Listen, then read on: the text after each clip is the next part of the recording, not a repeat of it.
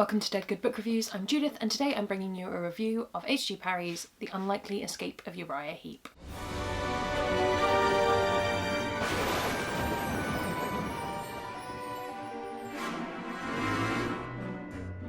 Also, I cut off all of my hair. Do you like it? It's a mess. This book was sent to me via NetGalley by the lovely people at Orbit, but obviously that does not affect my opinion whatsoever. These are all my genuine, non-biased thoughts. Yes, this is an actual book review on Dead Good Book Reviews. Who'd have ever thought it? This book comes out from Orbit Books on the 23rd of January, so it's out very, very soon. In fact, by the time this video goes up, I think it'll be out in maybe 2 days? I've seen a couple of reviews for this book floating around the internet. I know that Justine over at I Should Read That has done one.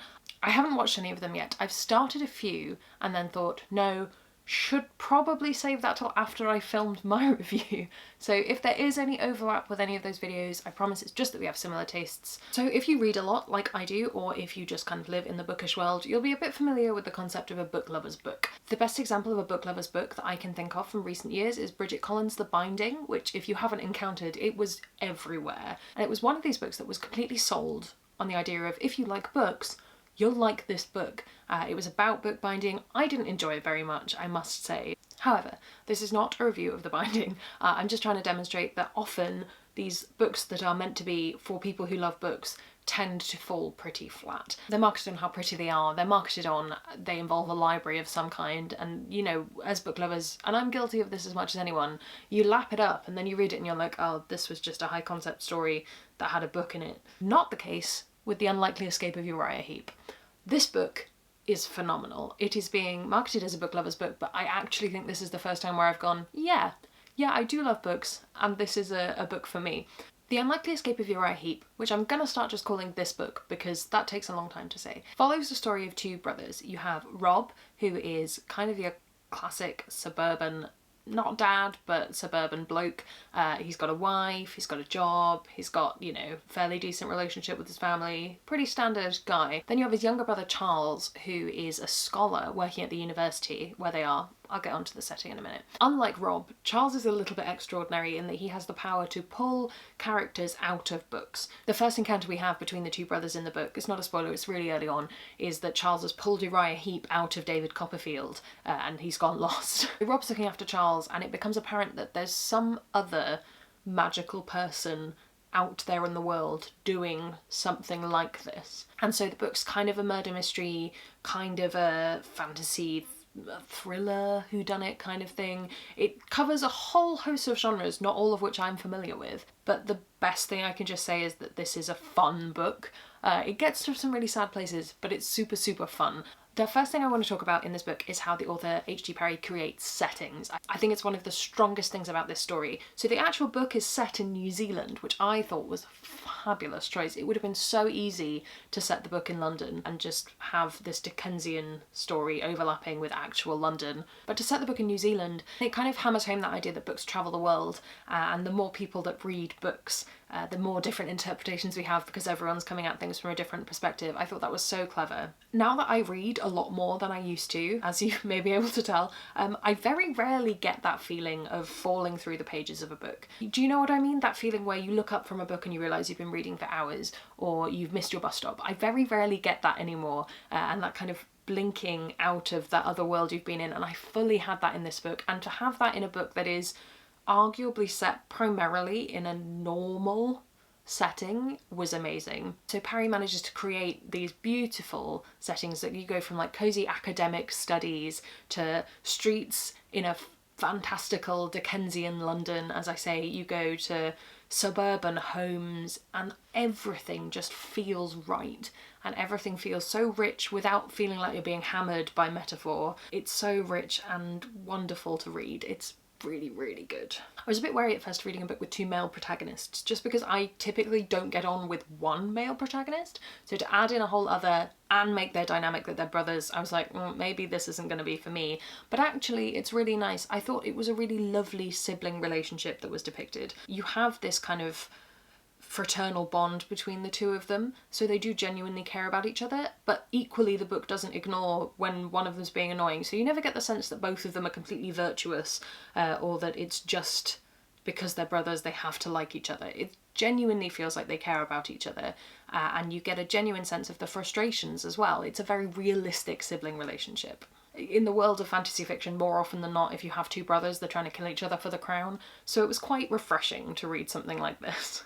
The only possible character critique I had with this book was with Robert's wife, whose name I can't actually remember, which is a little bit telling. She's a very interesting character, and she's one of these kind of ordinary people who's adjacent to this world of extraordinary, and she discovers things throughout the book. But I didn't feel like I really got to know her at all, and it was unfortunate because there were some other really, really well-wrought characters in this story, and I just would have liked a little bit more from Robert's wife. That's not to say there aren't great female characters in this book, because there are some phenomenal ones. I'll let you discover her for yourself, but Millie is just amazing. Like, one of my new all-time favourite female characters in this kind of fiction. On top of that, you get to meet a whole host of characters from some of your favourites, especially if you like classics. Mostly if you like classics. There's a lovely moment where there's 5 or so Mr. Darcys, all of whom are slightly different, which is just hilarious. You also get to meet Heathcliff, Dorian Gray. It's good. One of the other things I really liked about this book was the way that the magic system kind of develops in understanding throughout the story. So it starts off, and the basic understanding is that Charles pulls characters out of stories through literary analysis, which I think I've mentioned in previous videos. He's reading a book, he's like, oh, this Uriah Heep seems to be sort of a shapeshifter, and then a Uriah Heep will come out of the book who has those qualities, and that's part of how they know that there are other people who can do this, is they keep encountering characters who are different interpretations, and that's how you end up with the 5 Mr. Darcys, for example. But what I also enjoyed is that the book kind of went, actually, this is just an interpretation in itself, and we don't really know how this magic is going to work, and as the book goes on you learn a little bit more about it. It's a lot more fluid than it begins to be, and you know me, I'm one for a magic system that has a clearly set out like rules, like this is how much you pay for this spell and then you never do anything else with it and it will cost you this much of your life essence. But I also loved this idea of learning. This book is really hot on the idea of learning and developing and growing, and I liked that the magic system reflected that as well. Thinking about now the way that this book begins and the way that this book ends, if you handed me the opening chapters of this book and you handed me the last few chapters, I would not put them together. I'd say, oh, you've handed me 2 very similar but different books. There's something wonderful about the way that the story's wrought. It builds, it develops, it changes, and you go from this quite humorous kind of, oh look, Charlie's pulled Uriah Heep out of a book again, got to deal with that. It's very like Fantastic Beasts almost at the beginning. And then by the end you've got this beautiful story about 2 brothers and a family with a lot of secrets. And I can't go into it in too much detail because I do think you want to discover this for yourself. I 100% think you should go and read this if it's at all tempted you. The way that the story grows is just also amazing. If you can't tell, I really, really enjoyed this book. I thought it was just wonderful. It swept me up in how good it was, and I think I would recommend it to pretty much anyone. I would actually say this is a book lover's book. This book is for anyone who, even if you haven't read Dickens, and there's absolutely no reason you should. Dickens is a lot of work, but even if you haven't read Dickens, if you haven't read Wuthering Heights, if you haven't read any of these classic books, this is quite a good book to read, because it's entirely based on these kind of stereotypes of these characters, and it gives you a little bit of a hint as to some of the literary thought going on about them, but it doesn't expect you to know heaps and heaps. And there's a wonderful story going along in the background. Who wouldn't like that? Of course you want that.